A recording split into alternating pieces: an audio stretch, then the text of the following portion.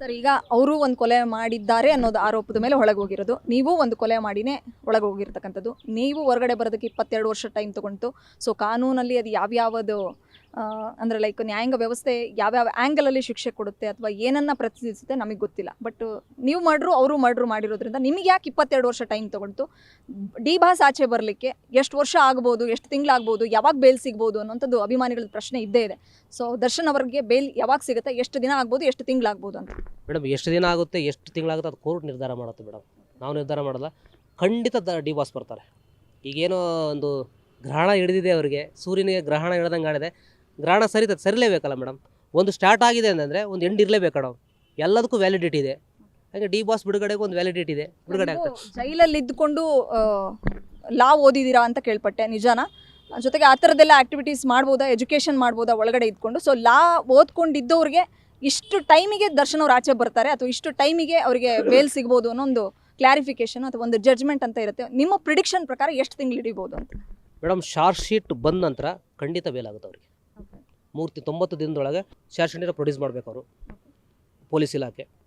ಅದು ಬಂದ ನಂತರ ಖಂಡಿತ ಡಿ ಬಾಸಿಗೆ ಬೇಲ್ ಆಗೇ ಆಗುತ್ತೆ. ಡಿ ಬಾಸ್ ಹೊರಗೆ ಬಂದೇ ಬರ್ತಾರೆ. ಸರ್, ಅವ್ರ ಮನೆಯವರು ದರ್ಶನ್ ಅವ್ರನ್ನ ಮೀಟ್ ಮಾಡೋಕ್ಕೆ ತುಂಬ ಸಲ ಹೋಗಿ ಬರ್ತಾ ಇದ್ದಾರೆ. ಸೊ ಅವ್ರ ಅಮ್ಮ ಇರಲಿ, ವೈಫ್ ಇರಲಿ, ಮಗು ಇರಲಿ.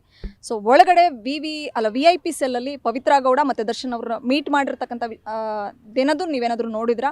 ಅಥವಾ ಸಹಕೈದಿಗಳ ಜೊತೆನೂ ಅವರು ಒಬ್ಬರೇ ಇರಬೇಕು ಅಂತ ಕೆಲವರು ಹೇಳ್ತಾರೆ.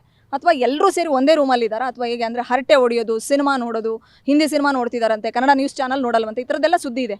ಹೌದಾ? ಎಲ್ಲರೂ ಒಟ್ಟಿಗೆ ಗುಂಪು ಕಟ್ಕೊಂಡು ಒಳಗಡೆ ಕೂತು ಎಂಜಾಯ್ ಮಾಡತಕ್ಕಂಥದ್ದು ಏನಾದರೂ ನಿಮ್ಮ ಕಣ್ಣಿಗೆ ಕಂಡು ಬಂತ ಅಂತ? ಮೇಡಮ್, ದರ್ಶನ್ ಸಾರ್ನ ಮೀಟ್ ಮಾಡೋಕೆ ಅವ್ರ ಕೇಸ್ನವರಾಗಲಿ ಇಲ್ಲ. ದರ್ಶನ್ ಸಾರು ಸಿಂಗಲ್ ರೂಮಲ್ಲಿ ಸಿಂಗಲ್ ಆಗಿದ್ದಾರೆ. ಹರಟೆ ಹೊಡಿತಾ ಇಲ್ಲ, ಏನಿಲ್ಲ. ಅವರು ಸಿಂಗಲ್ ಆಗಿದ್ದಾರೆ. ನಾನು ಅಣ್ಣ ಒಬ್ಬರೇ ಇರೋದು ಅಂತ ಕೇಳಿದಾಗ ಒಬ್ಬರೇ ಹಾಕಿದಾರಪ್ಪ ಅವರು ಅಂತದ್ದು. ಒಬ್ಬರೇ ಇದ್ದಾರೆ. ಯಾಕೆಂದರೆ ಇನ್ನೊಬ್ರು ಜೊತೆಗಿದ್ದಾರೆ ಅಂದರೆ ಇನ್ನೊಂದು ಕಾಟ ಬೆಡ್ ಅಂದರೆ ಇನ್ನೊಂದು ಹಾಸಿಗೆ ಇರಬೇಕಲ್ಲ ಮೇಡಮ್. ಒಂದೇ ನೆಲದ ಮೇಲೆ ಮಲಗ್ತಿದ್ದಾರೆ. ಯಾವುದೇ ವಿಶೇಷ ಸೌಲಭ್ಯ ಕೊಟ್ಟಿಲ್ಲ ಅವರಿಗೆ. ತುಂಬ ಪಶ್ಚಾತ್ತಾಪ ಪಟ್ಟಿದ್ದಾರೆ ಅವರು. ಭಾಳ ನೊಂದ್ಕೊಂಡಿದ್ದಾರೆ. ಸಪೋಸ್ ಅವ್ರ ಕುಟುಂಬಕ್ಕೆ ಪ್ರತಿ ಕ್ಷಣನೂ ಸಾರಿ ಕೇಳ್ಬೋದು. ಅವರು ಕೇಳ್ತಾ ಇರ್ತಾರೆ, ಲೈಫ್ ಲಾಂಗ್ ಕೇಳ್ತಾರೆ. ಸರ್, ಈಗ ಮೆಜೆಸ್ಟಿಕ್ಕಿಂದ ಕಟೇರವರೆಗೂ ಸಿನಿಮಾ ನೋಡ್ಕೊಂಡು ಬೆಳೆದವನು ಅಂತ ಹೇಳಿದ್ರಿ. ಸೊ ಯಾವ ಸಿನಿಮಾ ನಿಮಗೆ ಇನ್ಸ್ಪೈರ್ ಅಂತ ಮಾಡಿದ್ದು ಯಾವ ಸಿನಿಮಾ ಇದೆ ಇಷ್ಟುವರೆಗಿನ ಜರ್ನಿಲಿ ಅಂತ? ಅಷ್ಟೊಂದು ಅಭಿಮಾನಿಸ್ಬೇಕು ಅಂದರೆ ಒಂದು ಕೊಲೆ ಮಾಡಿ ಒಳಗಡೆ ಬಂದ್ರೂ ಕೂಡ ಇಲ್ಲ ನನ್ನ ಬಾಸು, ಡಿ ಬಾಸು ಅಂತಿದ್ದೀರಾ ಇವಾಗ. ಸೊ ಯಾವ ಸಿನಿಮಾ, ಅಥವಾ ಸಿನಿಮಾನ ಅಥವಾ ಅವ್ರ ವ್ಯಕ್ತಿತ್ವನ ನೀವು ಅವ್ರಿಗೆ ಅಭಿಮಾನಿ ಆಗಲಿಕ್ಕೆ ಅಂತ? ಲಾಲಿಹಾಡು ಅವರು ಇಂತಿ ನಿನ್ನ ಪ್ರೀತಿಯಾರಾಮ, ಇಂತಿ ನಿಮ್ಮ ಪ್ರೀತಿಯಾರಾಮ್ ಇದೆಯಲ್ಲ, ಅವೆರಡು ಸಿನಿಮಾ ನನಗೆ ತುಂಬ ಇಷ್ಟ. ಅಂದರೆ ಅವ್ರಿಗೆ ನಾನು ಅಭಿಮಾನಿ ಆಗಿದ್ದು ಅವರ ಆಕ್ಟಿಂಗ್ ನೋಡಿ. ಜೈಲಲ್ಲಿ ಕೂತ್ಕೊಂಡು ಇಷ್ಟು ವರ್ಷ ಹೇಳಿದ್ರಿ, ಟೈಮ್ ವ್ಯಾಲ್ಯೂ ತುಂಬ ಗೊತ್ತಾಯಿತು ಅಂತ. ಅದರಿಂದ ಆಚೆ ಬಂದಮೇಲೆ ಏನು ಮಾಡಬೇಕು ಅಂತ ಅಂದ್ಕೊಂಡಿದ್ದೀರಾ? ಸಿನಿಮಾ ಮಾಡಬೇಕು, ಕತೆ ಬರ್ಕೊಂಡಿದ್ದೀನಿ ಅಂತ ಕೇಳ್ಪಟ್ಟಿದ್ದೀನಿ. ಯಾವ ಥರದ ಸಿನಿಮಾ, ಯಾವ ಥರದ ಕತೆ ಮಾಡ್ಕೊಂಡಿದ್ದೀರಾ? ಸೊ ಆ ಕತೆ, ಆ ಸಿನಿಮಾ ಅದು ಜಾನರು ನಿಮ್ಮ ಬಾಸ್ಗೆ ಅನ್ವಯಿಸುತ್ತಾ ಅಥವಾ ಅವರಿಗೆ ಮಾಡುವಂಥದ್ದು ಸೂಟಬಲ್ ಕತೆನಾ ಅಥವಾ ಹೇಗೆ ಅಂತ? ಅಥವಾ ಯಾರಿಗೆ ಮಾಡ್ತೀರಾ? ಆ ಕತೆ ಬರೀಬೇಕಾದ್ರೆ ನಾನು ಅಂದ್ಕೊಂಡಿದ್ದು ಡಾಲಿ ಧನಂಜಯ್ ಸರ್ಗೆ ಈ ಕತೆಗೆ ಅವ್ರು ಸೂಟ್ ಆಗ್ತಾರೆ ಅಂತಂದು. ಯಾವ ಥರದ ಜಾನರು, ಏನು ಕತೆ ಮೇಡಮ್? ಅದು ಲವ್ ಮತ್ತು ಕ್ರೈಮ್. ಯಾಕೆ ಬಂಗಾರದ ಮನುಷ್ಯ ನೋಡಿದಾಗ ಎಲ್ಲರೂ ರೈತರಾಗಬೇಕಂತ ಹೆಂಗೆ ಇಷ್ಟಪಟ್ಟರು, ನನ್ನ ಸಿನಿಮಾ ಆ ಸಿನಿಮಾ ನೋಡಿದ್ರೆ ಎಲ್ಲರೂ ಕ್ರೈಮ್ ಮಾಡಬಾರ್ದಪ್ಪ ಅಂದ್ಕೊಳ್ತಾರೆ. ಕ್ರೈಮ್ ಮಾಡಬಾರ್ದು.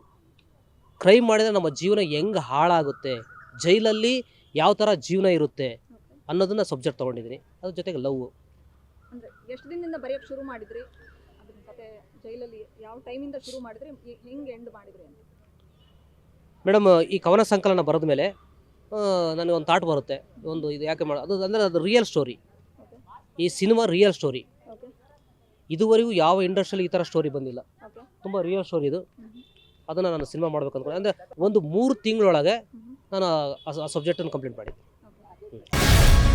ಗ್ಯಾರಂಟಿ ನ್ಯೂಸ್, ಸುದ್ದಿ ಖಚಿತ, ನ್ಯಾಯ ನಿಶ್ಚಿತ.